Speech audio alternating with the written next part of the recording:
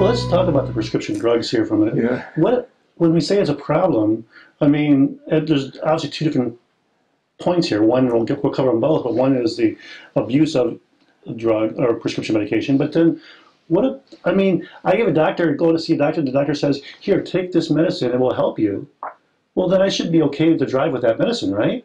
Well, usually you are with that. It's very interesting. Much of the problem with prescription drugs and driving has to do with people who are taking the drugs with or without a prescription in ways not prescribed. Okay. In terms of their doses, for example, and using it with other things like alcohol. The doctors are generally going to tell you when they hand you that, don't drink when you're using this drug. If it has impairing potential, that's a and what you'll find in the patient inserts about the drugs, they have warnings about driving, and they have warnings about drinking too. In terms of prescription drugs, there's a real big potential problem with the public attention on it, and that is it can discourage people from getting appropriate medical treatment. And so we're walking a kind of a fine line here. When I think about the prescription drug problem in terms of the highway, the first thing is the use of prescription drugs by people who don't have a prescription, which is very common. That is clearly illegal, and that needs to be addressed very much as a problem, the same way you do for other illegal drug use. And then setting that aside, now we've got people who do have a prescription. Are they using it the way it was intended by the doctor and not using something else along with it? Now, let's set that aside because that's clearly something that needs to be prosecuted. Now we got people who are just taking it that prescribed for them and they're taking it the way the doctor said and they're not taking anything else with it. In that case, what is very clear is that once the person has been taking the drug for a while, it's very unusual to have an impairing effect from the same dose because the effect of those drugs in terms of impairing driving is very limited, if any at all, once they're stable. But when they're starting out, when they haven't used it and don't have tolerance, or when they raise the dose, and then when it's added with other problems, like let's say being sleepy, for example, any event for sleep deprivation, now you've got a much more complex, let's think of it as a kind of nuanced kind of a problem. And what I am troubled by is when we talk about prescription drugs and driving, we get right head on into the conflicts with general medical practice. And that is a problem we're not going to easily get ourselves out of.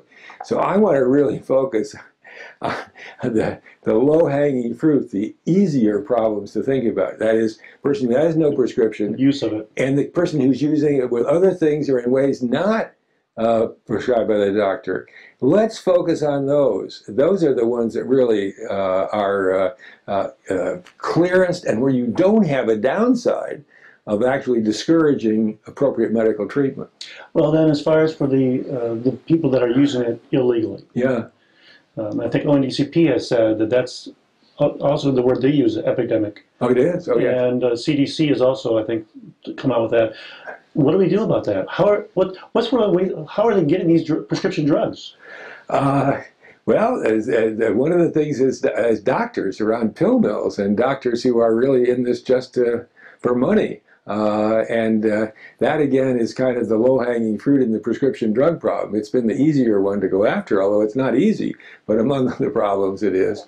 But there's a bigger problem that is, I'm a physician, and so I practice, so I see my own patients, and there's a problem because people who are drug abusers lie about their drug use and their symptoms, and they can look pretty convincing to a doctor, and it's not easy to figure that out. I think most doctors are oblivious to the fact that when they write those controlled substances prescriptions, they don't really know the things they think they know about who those patients are. And I think one of the things that is going to change and is beginning to change, interestingly enough, starting with the pain medicine practice, is to do a lot more drug testing in patients who are treated with prescription opiates. Before they make and during the time, both before and during. Okay. Because many of those people are going to be using other drugs in addition to their prescribed drugs, like marijuana, like cocaine, and many other drugs, along with their medicines. And that's going to be, and another one that's very interesting that the pain doctors are finding is a lot of their patients, when they do the drug test, do not have the drug they prescribed in their systems.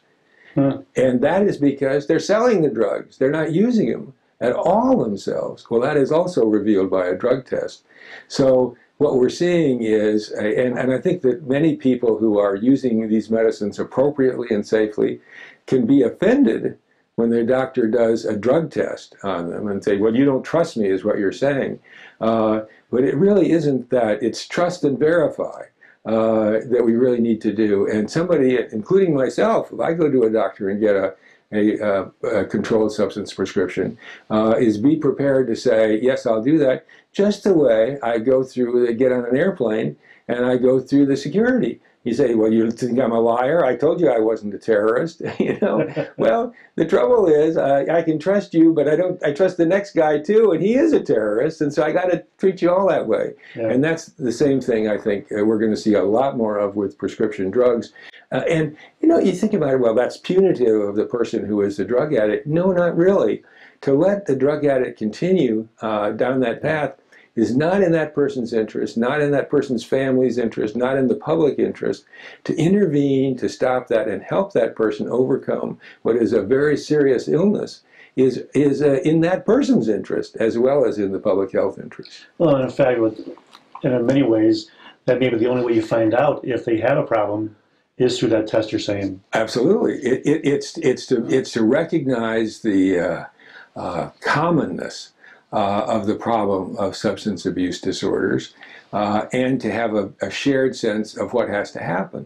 You know, we're very much into thinking about voluntary, that we want to have people make their own choices, decide what they're going to do with their bodies, these kind of things. And that makes a lot of sense. But when a person is addicted to alcohol or drugs, they're not making sound decisions. And unless somebody outside intervenes in that, whether it's a family or a doctor or a judge, the person is really helpless. They're caught in the grip of what I think of as an abusive chemical love affair.